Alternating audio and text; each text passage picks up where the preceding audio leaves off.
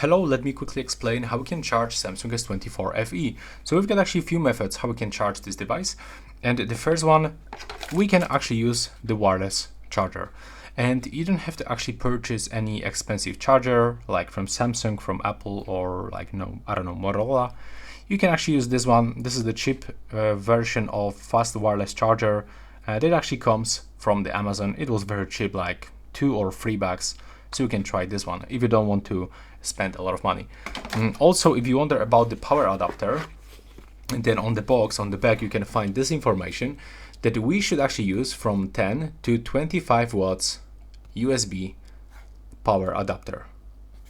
So I'm using actually this one. I'm gonna show you. It's just right here.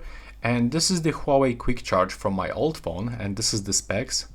So right here we can actually find 5 watts. So it's even weaker than the recommendation, but it's still charging my phone. So yes, you can use the weaker adapters, not the recommended one, but of course your phone is not gonna charge at the full speed.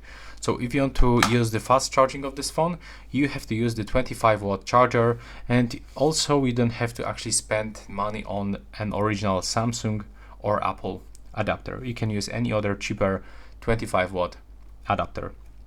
If you don't have charging brick or this wireless adapter, you can still use the double USB-C cable. So we can connect this into your phone, into your laptop, and take a look, and it will actually start charging. Okay, right now it actually goes for the reverse one, but in the most cases it will actually start charging our S24 FE. So let's try one more time.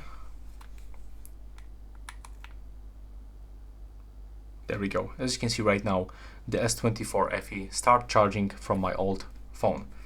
And yeah, this is basically it. So you can actually connect and charge this device without using power brick or wireless charger. So thanks for watching.